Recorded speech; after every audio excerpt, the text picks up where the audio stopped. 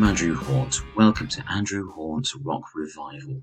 This is a show where I talk about old rock and metal albums from the 80s and 90s mainly, and riff on the what those albums meant to me throughout my life and throughout my career as a music journalist. I'm not doing that anymore, but that was a lot of fun while it was going on.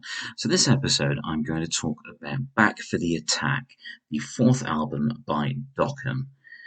Now, this album means the world to me. This has been a huge part of my life since I was a very young kid, since I was about 12, to be honest.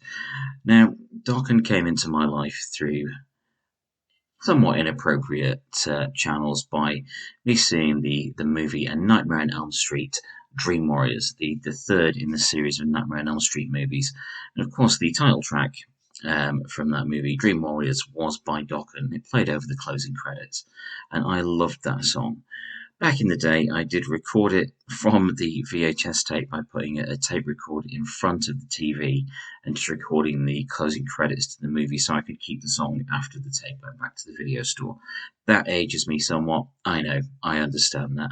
So, originally released in 1987, this fourth album from Dokken took a bit of a different direction from what had gone before.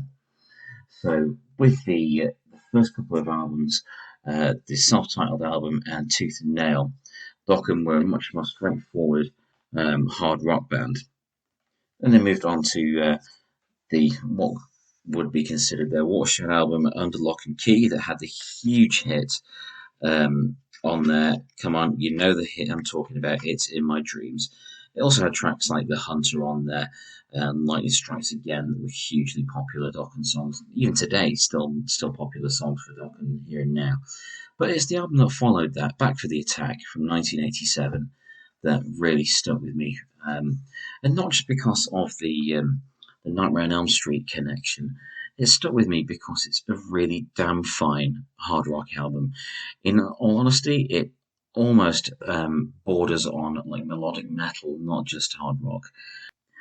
And once I got this album, I got a second-hand vinyl copy from Powerhouse Records in Sheffield, which later became Noise and Noise, and then disappeared altogether, unfortunately. Mainly because it had Dream Warriors on it. But when I played it, the first track that came out, the opening track of Back for the Attack, Kiss of Death, I was absolutely sold. The main riff, Kiss of Death, that wonderful staccato riff, that's also it's quite cyclic, so it repeats through the song. Instantly had me hooked. I love the bite of the guitar for it, the huge hook of the chorus, and of course George Lynch's ridiculous and wonderful solo, very varied, almost chaotic solo to that, but with so much feeling to it. It's to the playing that it was unreal. So the lineup for this album, of course, was Don Dokken on vocals, George Lynch on guitar, Jeff Pilson on bass, and Wild Mick Brown on drums. It is the classic Dokken lineup, and they were absolutely on fire with this album. It's one of those albums where I feel anyway, a band gets it right. Yeah, every band has one of those albums where, okay, they found what they should be doing here. This is ideal. It was exactly what I wanted from an album at the time. I wanted the flashy guitar pyrotechnics. I wanted the enormous choruses. I wanted the high-pitched falsetto vocals. Again, this was, like I said previously in the first episode, that I found all this music during the height of the grunge and alternative era, and it just blew my mind that this stuff existed, and it felt like it was for me. And that's an interesting thing I find about rock music. You know, these musicians write the songs, they record the songs, perform them around the world, put these albums out, to get their message out, to get their art out there, and to make some money. And these things become artifacts in listeners' lives. They become markers along the way of someone's life. And Back for the Attack is definitely a big marker for me. It's one of the rare albums that I have in multiple formats. CD, vinyl, download. And it's an extremely special album. So following Kiss of Death, the pace is taken down a little bit, but with some very interesting lead work as a main hook along with the chorus. Prisoner. It's a really good song. with a great hook to the chorus. Prisoner, chained by love. It's very 80s. The whole thing is very of its time, but utterly, utterly addictive. This is followed by Night by Night, which is a great song. It's a little more subdued than the first two. Of course, after the barrage of Kiss of Death and the huge rock song of Prisoner, Night by Night, it's a little bit more laid back. It's a little bit more of like a late night feel. This is followed by Standing in the Shadows, which takes the pace up again a bit, has a bit more impact than Night by Night did. So out of those four songs, none of them are particularly short. In fact, this album is a really long album by these standards. It's 13 tracks, and not one track is underneath 4 minutes long. I think the shortest track on there is 4 minutes 19. And the longest, let's have a look there. The longest there is 5:51, which is Kiss of Death itself. So that does the album. It takes its time, and there's a lot to process here. And there's a lot going on. It's 13 tracks long, and it doesn't entirely work for the whole duration of that album. But we'll get to that anyway. So after Standing in the Shadows, the pace goes down again with Heaven Sent, but that is fabulous. It's not quite a ballad. It's still a rock song. It doesn't take the pace down too much, but it does show a little slightly more melodic side to what they're doing on Back to the Attack. It's interesting. Again, there's some beautiful melodies there. The writing of the band is very evident. There's some things in there like Jeff Pilson. You can tell Jeff Pilson has his influence on this song just through the melody of it. It's wonderful. Now, after Heaven Sent, on the track 6 is Mr. Scary. Now, that's the last track on the first side of the vinyl version of Back for the Attack, and it is George Lynch's signature tune. The irresistible instrumental that has that riff, you know the one I mean.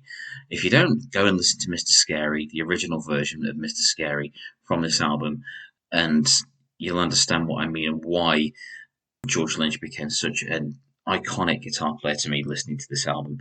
It's just fantastic, and it's hugely theatrical, and it does have a bit of a horror movie soundtrack to it, and you don't quite know where it's going to go, but it is a wonderful piece of composition, and there's tons of shredding on it that made me very happy. So on to side 2, track 7, be So Many Tears. A bit more a standard rock song. It's almost tipping 5 minutes again at 4 minutes 56, so it is a little bit on the long side. And just where you think the album has peaked and it's going to be downhill from there, you get 2 tracks back to back which are excellent: Burning Like a Flame and Lost Behind the Wall. Now, both of these are wonderful rock songs. They build on what came before with Under Lock and Key and everything that Dokken had done before, and they do show a definite progression. The band had tried to do something more mature, more complex, not so straightforward as previous albums. What I do appreciate with this is that they hadn't just rested on their laurels and put out an album that was just 10 versions of In My Dreams. They could have done that, but they didn't. They did something that was much more in keeping with them, and some might say in keeping with their somewhat chaotic nature. Of course, which led eventually to putting out an album out called Dysfunctional, which just says it all, really. But band politics aside, this is a superb album. So after Lost Behind the Wall, you've got Stop Fighting Love, followed by Cry the Gypsy. Cry the Gypsy has an enormous, enormous chorus to it and keeps the interest going. Sleepless Night didn't really grab me that much, mainly because it's the track before Dream Warriors was on the album. So I just wanted that out of the way. It's not a bad song, it just never really grabbed me. And then you've got Dream Warriors. Now, I'm convinced, I don't entirely know this, I really should read up on this. I'm convinced that the album version of Dream Warriors is not the version of the song that was used on the Nightmare on Elm Street 3 soundtrack. If it's the same recording, I'm sure it had a different mix. It may just be my ears and brain, my poor adult brain, playing tricks on me, but I am sure that was at least a different mix of the song, and I will track that down at some point. Yeah, the album, It's too long. There are a couple of songs that it could do with leaving out. Personally, I would have left out Night by Night and Sleepless Night, just because they mess a little bit with the pace of the album. But it is what it is, and more Dokken. Hey, I'm not complaining. It still walks all over a lot of stuff that was out at the time.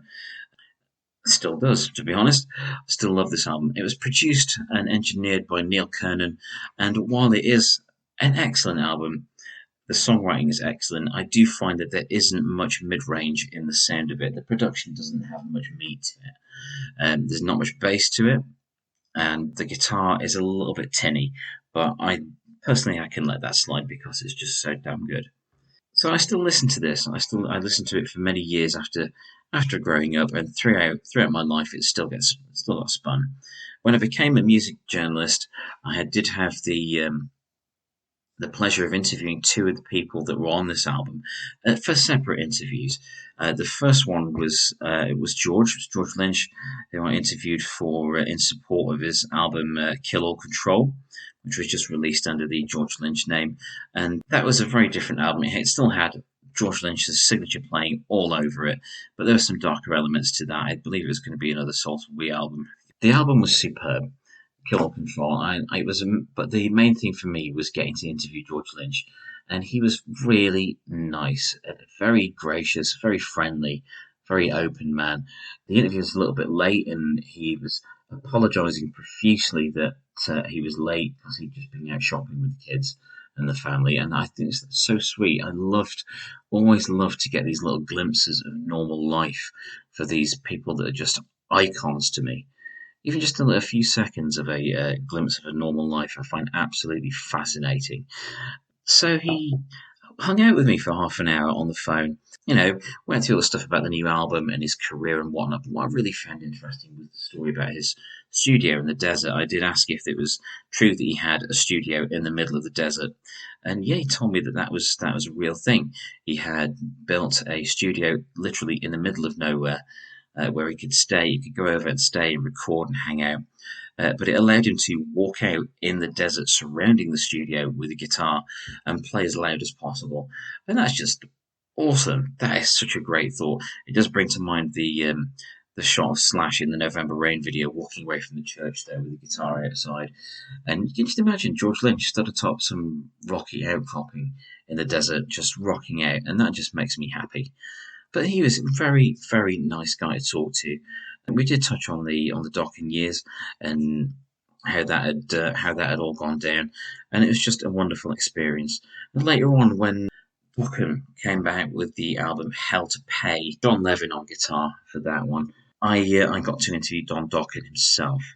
Now, it was quite a different interview. That was still every bit as much of an honour because I'd grown up listening to this guy, and I wanted to spend some time with talking to him. I spoke to him while he was in a hotel room.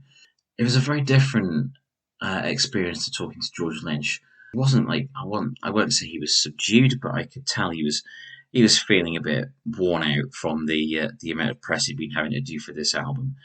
So we sat there, we talked about the album, we talked about his issues he'd had with his throat, we talked about the history of the band and so on. I had mentioned that I'd interviewed George and he'd brought him up and so on, and he talked a little about the dysfunctional family feel that Dokken had pretty much since their inception in the late 1970s, and it was fascinating. As that interview closed, Don was fed up and was bored, and from what I remember, and just wanted to hang out and talk for a bit. So we carried on chatting just about life after the interview ended. That's some stuff that I didn't include in the interview in the issue of POWERPLAY that it came out in. But he just wanted to hang out, and I was more than happy to do that. He's a really, really pleasant man to talk to. And it's still going strong now. Some people do complain about his voice, that it doesn't sound like it does in the 80s, but crying out loud, the 80s were a long time ago now. As much as I love the 80s, there's no getting away from the fact that they are getting further and further away from us. And same with George Lynch. When I was interviewing George Lynch, I was talking about the progression in his playing and how some people may complain that he doesn't play the same way as he did back then. And he agreed with me that you stagnate otherwise. If you don't move on, you just stagnate. And when a musician stagnates, that's where the the artistry slips, the quality slips, and no one listens anymore. All of these wonderful experiences, they all stemmed from my love for Back for the Attack. I did get to see George Lynch play once. I've not seen Dokken play, but I have seen Lynch Mob play at Firefest here in Nottingham. Firefest I'm going to have to do an episode on just Firefest itself because that was a wonderful experience. Seeing him play live in front of me was just unreal. The Lynch Mob material sounded fantastic live. Dokken stuff sounded fantastic live. Strangely, what I do remember from that is that gig had been running behind due to a problem with the mixing desk earlier in the day, so everything was running behind, and Lynch Mob were headlining the end of the evening that night, and after that it was going to be the Halloween club night at Rock City, and because of that ran over, they decided just to start letting the Halloween club night people in. So I had this experience of seeing George Lynch, iconic guitar player, I'd wanted to see since being a child.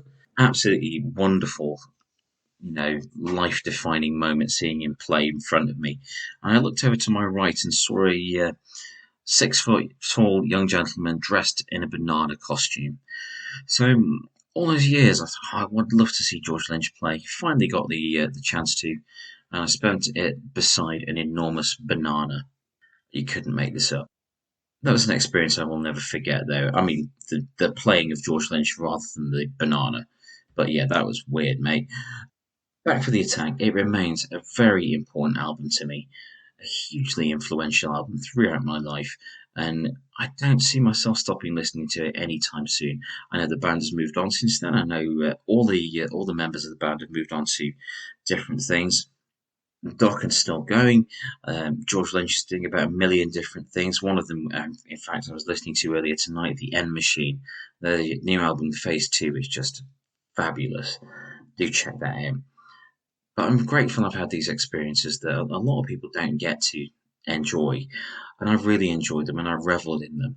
And it's always nice to be able to tell people afterwards that these stars, these icons, these people that had meant so much to me turned out to be really cool people. And that is just like the icing on the cake. But anyway, it's getting late. I think I'm going to have to go and spin Back for the Attack again before bed. Thank you for listening to Andrew Hawnt's Rock Revival. I'll be back with you with another episode very soon.